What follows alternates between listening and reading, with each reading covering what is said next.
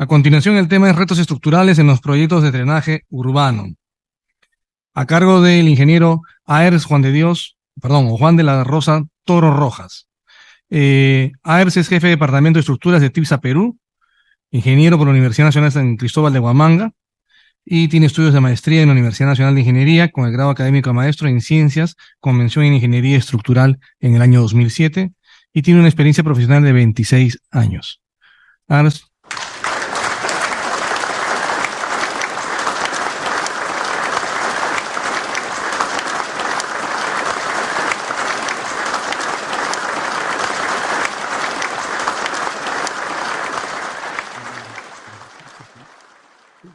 Buenas tardes. Agradezco, igual que a mis compañeros anteriores, asistir a este evento, a poder un poco compartir nuestras experiencias que vamos llevando ya hace bastante tiempo, ¿no? Me ha tocado participar un poco a exponer sobre los proyectos de drenaje urbano, ¿no? Disculpen. Voy a exponer sobre los retos estructurales en proyectos de drenaje urbano que básicamente van a depender de varios aspectos. Uno de los principales aspectos es el tipo de infraestructura, porque no es lo mismo diseñar una alcantarilla a un tanque de tormentas que expuso mi compañero Miguel. Cada uno tiene su dificultad, más aún en un entorno urbano donde las condiciones no son muy convenientes. No es así que viendo este problema nosotros tenemos que enfocarnos en cómo dar una solución desde el punto de vista técnico, ¿no? Y teniendo en cuenta los diversos sistemas constructivos que se tienen, ¿no? Otro aspecto importante a tener en cuenta es la falta de regulación normativa, ¿no? Porque muchas veces las normas o no están completas o no son suficientes, que tenemos que servirnos de normas foráneas para poder diseñar una estructura. Por ejemplo, este tipo de estructuras, si bien es cierto, en la norma peruana no hay, nos tenemos que apoyar con las normas foráneas, como es el ACI 350. Incluso en el ACI 350, para poder ver la parte sísmica que mi compañero de Otilio comentó, tenemos que basarnos en otras normas, como es el ASTO, ¿no? Otro tema que sería el tipo de materiales a utilizar, ¿no? Tenemos que ver tanto la durabilidad como la resistencia de las estructuras.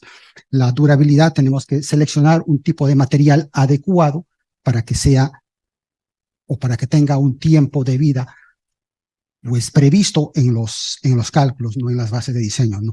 Y la rigidez para que pueda soportar las demandas de carga que sean necesarias, ¿no? Vamos a pasar a la siguiente. Bien, nosotros somos conocedores que hay un índice elevado de crecimiento urbano que hemos tenido en general por el crecimiento demográfico, ¿no? Este crecimiento urbano lo ha hecho muchas veces de manera desordenada, haciendo que crezcan las edificaciones o las infraestructuras de manera desordenada y horizontal, produciendo como consecuencia calles estrechas y zonas que antes eran permeables, pues haciéndose ahora impermeables. Esto obviamente con las avenidas va a dificultar grandemente una solución óptima, ¿no? Pues bien, vamos comentando un poco, ¿no? Entonces la idea de la presentación de estructura es analizar desde el punto de vista constructivo las diferentes opciones que se tienen para poder lograr una meta, para poder hacer una estructura viable, ¿no? Vamos a discutir algunos sistemas que van a viabilizar este tipo de estructura, ¿no? Entonces, la idea de estas infraestructuras necesarias para un adecuado drenaje urbano, entonces será necesario o es necesario para poder garantizar la eficiencia y poder gestionar el agua pluvial en los entornos urbanos. Es así que nuestros compañeros van a, las demás disciplinas, especialmente las de hidráulica, van a, de acuerdo a sus cálculos, van a ver qué tipo de infraestructura es necesaria.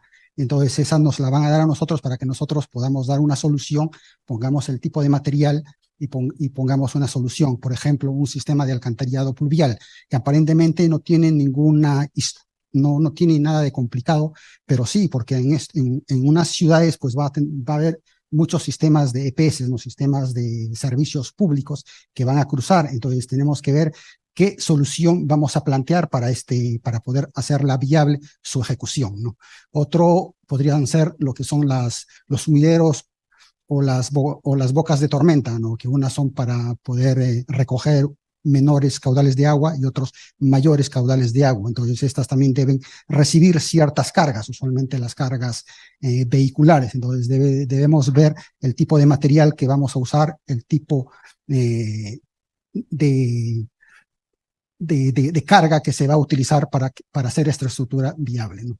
Y estos son los estanques de retención y detención naturales, y uno de los cuales ha expuesto mi compañero Miguel Ángel, que son los tanques de tormenta, a los cuales nos vamos a nosotros a dedicar en esta exposición para poder ver cómo es su posible ejecución. Bien, como esto creo que ya la comenté con el crecimiento que se tiene de la población, pues obviamente las edificaciones están creciendo de manera desordenada y horizontal. Entonces, la reutilización del agua y la mejora de los sistemas de drenaje urbano pues se hacen cada vez más complicados, haciendo realmente un reto para nosotros hacer o proponer una solución con este crecimiento tan desordenado que lo tiene, ¿no? Uno de los temas importantes es que realmente no tenemos o no hay una norma exacta que diga o el tiempo de retorno de un caudal es tanto. Entonces, como consecuencia, a veces nuestras infraestructuras son subdimensionadas. Y nosotros debemos tener en cuenta para ello los factores de carga e incertidumbre que nos van a dar de todas maneras una cierta reserva de capacidad cuando estos eventos ocurran, ¿no? Y finalmente, estos aspectos del desorden urbano, de las calles estrechas y de la cantidad de servicios públicos que puede haber, hará difícil o hará complicado el sistema del proceso constructivo que se tenga que hacer, ¿no? Entonces hay que trabajarla de manera coordinada con las diversas disciplinas a fin de establecer un tipo de solución que se pueda ver, ¿no? Y este tema muchas veces donde se puede ejecutar a veces tiene complicaciones, bueno, generalmente tiene complicaciones desde el punto de vista geotécnico, porque a veces tenemos un espacio grande, pero esa zona grande ha sido un parque donde siempre se va regando lo que fuese y hay mucho material orgánico. Es decir, las condiciones geotécnicas son muy desfavorables y en esas zonas es lo que tenemos que construir. Entonces tenemos que pensar qué solución le tenemos que dar. A veces el terreno es agresivo, tenemos que ver el tipo de material que le debemos dar, los recubrimientos que tienen que tener cada una de esas estructuras. Hay que ver los contenidos de acidez que se tiene y en función a eso ver la calidad de cemento incluso que se tiene que usar, porque hay zonas en que no son inspeccionables, por ejemplo en los muros, en la zona del tras 2, en la zona del intra 2 pues las puedo ver, las puedo mirar, puede haber una fisura y las puedo reparar, pero en las zonas que están en la zona del tras 2 de tierras no las puedo ver. Entonces tengo que tomar las previsiones respectivas de tal manera de asegurar que mi estructura sea duradera. ¿Cómo consigo? Pues con adecuados recubrimientos, con una calidad de concreto adecuado, ¿no? Y con las cargas y ubicaciones y un proceso constructivo y un diseño que cumpla estrictamente el proceso constructivo con el cual ha sido diseñado, ¿no? Estrategias para abordar los retos estructurales, ¿no? Realmente el planteamiento de este sistema o de los sistemas constructivos van a depender de muchos factores. Como les comentaba, uno de los factores importantes es el entorno urbano. Otro de los factores importantes y relevantes es la geotecnia, ¿no? Y algunas situaciones como son calles estrechas que me impedirá hacer una solución abierta y que tengo que verme forzado a plantear una solución, que muchas veces esa solución no es económica, ¿no? A veces es cara, pero desde el punto de vista social, pues es adecuada, ¿no? Y otro sistema es que tengo que estar convencido que el sistema que voy a plantear, el sistema estructural, tenga o sea construible. Entonces, para ello, antes de gestionar o plantear un sistema constructivo, debo haber coordinado con empresas especialistas que tengan los equipos necesarios, que tengan la experiencia respectiva para plantear esa solución, porque puedo yo plantear una solución y resulta que no es ejecutable. Entonces, en la licitación se va a tener problemas. Lo ideal es que se plantea un procedimiento constructivo que se vea, que tenga garantizado su ejecución, porque hay empresas que pueden resolverla, ¿no? Y para ello necesito saber que los equipos necesarios y adecuados para tal fin, ¿no? Las excavaciones, ¿no? Usualmente no tengo un espacio libre, que es lo ideal para poder hacer una excavación abierta y empezar desde la cimentación, hacer la cimentación, hacer los muros y finalmente el techo y la cubierta, que es usualmente lo que se hace en edificaciones. Pero en este caso lo que tengo son estructuras cerradas por edificaciones, impedidas por barreras físicas, que son las edificaciones. En este caso, como no puedo hacer este tipo de excavaciones, tengo que ver qué solución plantear. Para esto hay varios sistemas, ¿no?, que nos permite poder emplear esto. Uno son las pantallas de pilote, otros son las pantallas o muros Milán, y el otro son construcciones tipo Batache. En este sistema, que son los pilotes secantes, básicamente vamos a necesitar de dos procedimientos: unos pilotes primarios, que consisten en hacer unas perforaciones con concreto pobre, concreto ciclopio, posteriormente unos pilotes secundarios que muerdan esos pilotes de tal manera de hacerla un muro longitudinal y alineado, ¿no? Pero para ello necesito gente experta, ¿por qué? Y equipos especializados. ¿Por qué? Porque son longitudes importantes que hay que perforar, y como son pilotes, pues podemos tener falla en los alineamientos verticales, ¿no? Entonces eso hay que colocar en las especificaciones técnicas, indicando las variaciones que pudiesen tener estos pilotes, ¿no? Obviamente, a medida que iré excavando, estos pilotes son muy resistentes a la compresión, pero a medida que voy excavando, pues se hace flexible. Entonces, ¿qué es lo que tengo que hacer? Pues tengo que colocar unos anclajes, y las colocaré en las zonas de los pilotes que están en masa, ¿no?, que no tienen armadura. Otro tipo de excavación son la excavación mediante los muros pantalla, que básicamente consisten en lo siguiente. Esta tecnología, pues yo creo que se ha desarrollado más con la aparición del metro, que básicamente se han construido de esta manera, ¿no? Consiste en excavar a través de una cuchara tipo bivalva, ¿no?, una determinada de un determinado ancho, que usualmente varía entre 2,40 a 3 metros el ancho de la cuchara, y un espesor que dependerá del diseño y de la rigidez necesaria, ¿no? En este caso excavaré, ¿no?, y a medida que voy excavando voy rellenando con un lodo bentonítico, ¿no?, de tal manera de que la estructura sea estable y los rellenos no se mezclen, no caigan, ¿no? Entonces, una vez que tenga excavado y relleno con el lodo, pues insertaré la armadura, ¿no?, y posteriormente, a través de unos tubos TREMI, empezará a inyectar el concreto, y el lodo bentonítico irá expulsado a un depósito, ¿no?, donde se irá reciclando, ¿no? Entonces, aquí tenemos una secuencia en esta parte, una secuencia, y en la otra, pues un procedimiento, cómo va quedando, ¿no? Previamente a esto, habré tenido que hacer unos sistemas de muros guías con la finalidad de poder direccionarlos, ¿no?, y no tener problemas en los alineamientos.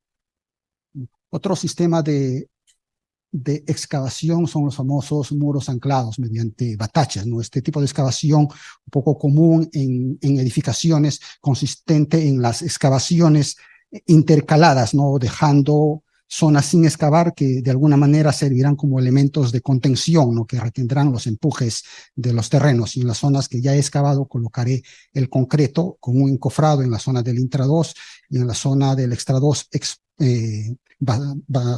obviamente siguen encofrado. Entonces el concreto tendrá que vaciarse en esas zonas. Una vez que haya endurecido, pues anclaré, ¿no?, con los sistemas anclajes, y luego iré moviéndonos, iré excavando. Es una secuencia que hay que hacerla paso por paso. Para esto, a veces es necesario utilizar muchos conectores de corte a fin de dar continuidad a la armadura, tanto longitudinal como transversal, ¿no?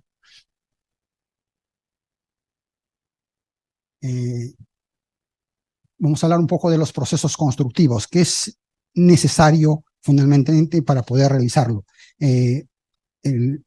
Odilio, que me antecedió, él con métodos numéricos como el Plaxis bastante sofisticados, hace una evaluación, una interacción suelo-estructura, pero este procedimiento involucra bastante tiempo, muchos recursos, ¿no? Y para poder generar una sección, pues demanda recursos bastante intensos para poder desarrollar y establecer una solución, ¿no? Las normas, afortunadamente, nos permiten simplificar estos procedimientos mediante unos procedimientos analíticos, ¿no? Es cierto que nos apoyamos con algunos programas que trabajan con el suelo en condiciones elastoplásticas, teniendo presente que el suelo básicamente se va a comportar bajo 3 situaciones, ¿no?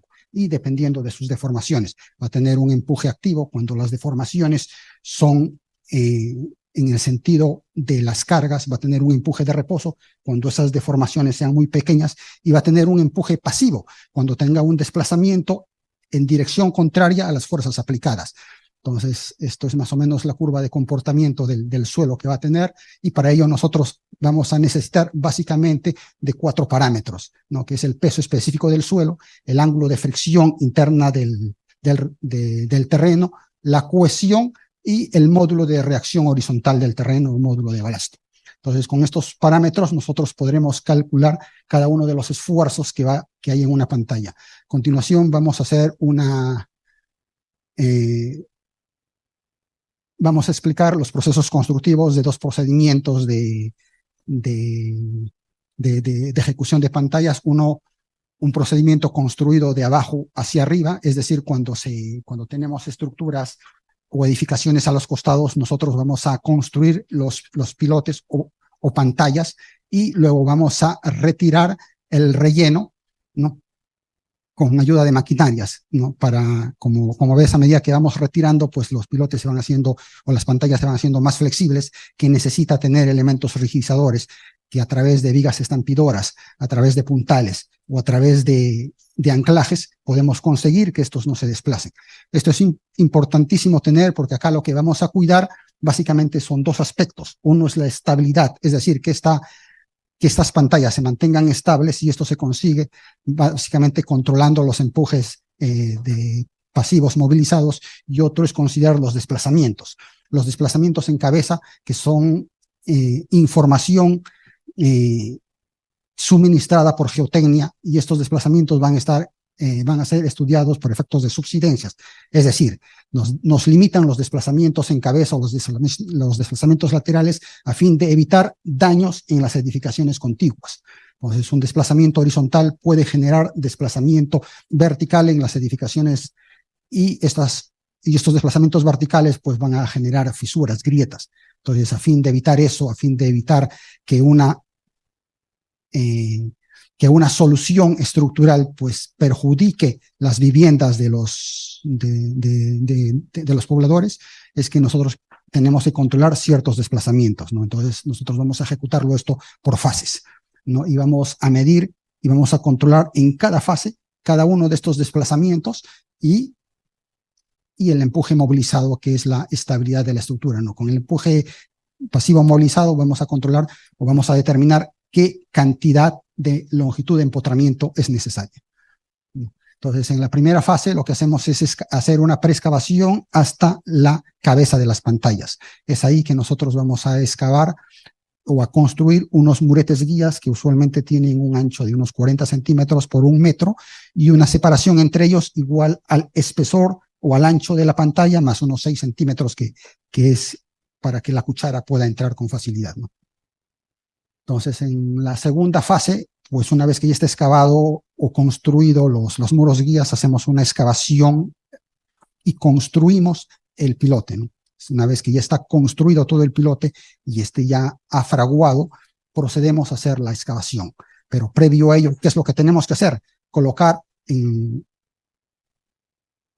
acá, construir una viga estampidora. Una viga estampidora, colocar o un puntal o un anclaje, ¿no? La que sea, de tal manera de que cuando excavemos esta parte, pues no tengamos problemas en desplazamientos horizontales, ¿no? Entonces, haremos eso, construiremos en la fase 3, ya hemos construido la viga estampidora. Luego, como hay un nivel freático, que siempre lo hay, Entonces, lo que tenemos que hacer es deprimir el agua en la zona del intra 2 de tal manera que podamos hacer una excavación limpia, ¿no? Una vez que hemos llegado a una profundidad en donde más o menos tenemos unos desplazamientos esperados, ¿no? Entonces, lo que vamos a hacer es construir una segunda viga estampidora o un sistema de anclaje o un puntal.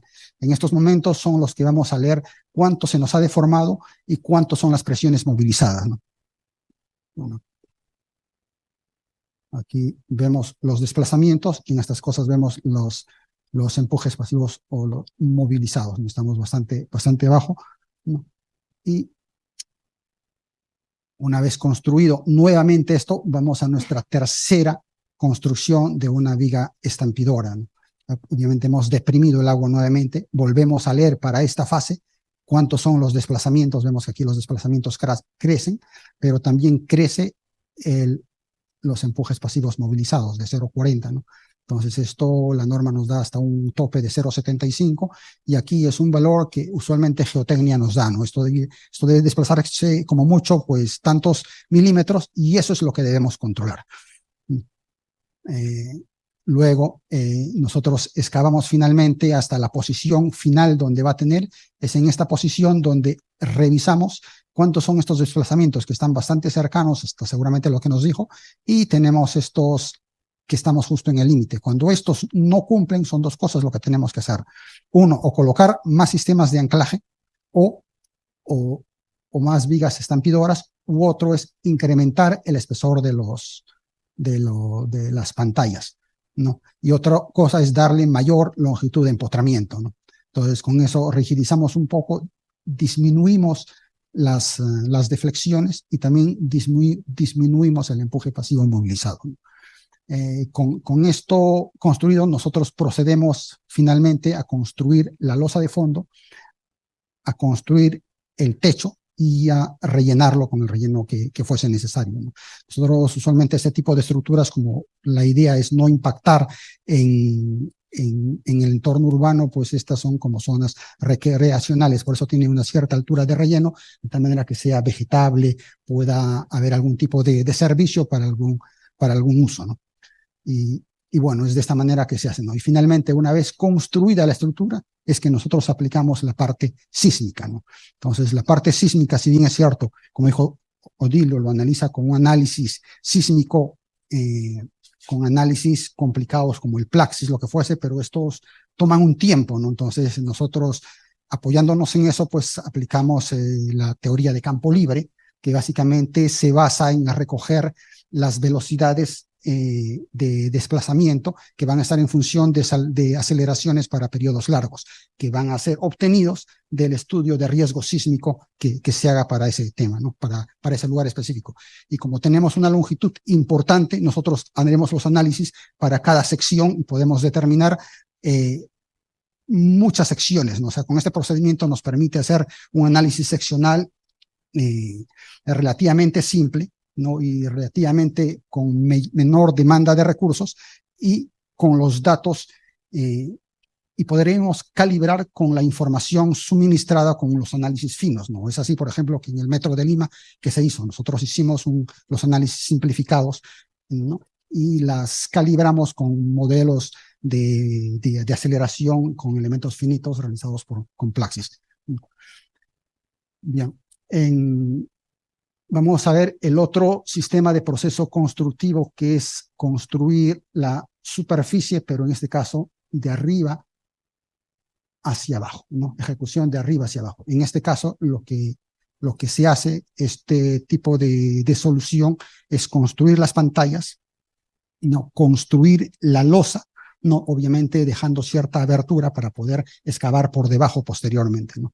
Entonces, construimos las pantallas, construimos la losa superior, dejando unas aberturas importantes para que pueda meterse alguna máquina pequeña y podemos excavar todo esto hasta el nivel deseado, ¿no? Entonces, este es un sistema que, por ejemplo, se ha hecho en las estaciones del metro acá en Lima, ¿no? Es un procedimiento que se utiliza para estructuras lineales y para estaciones de metro, que la estamos aplicando a los depósitos de tanques de tormenta acá en Chiclayo.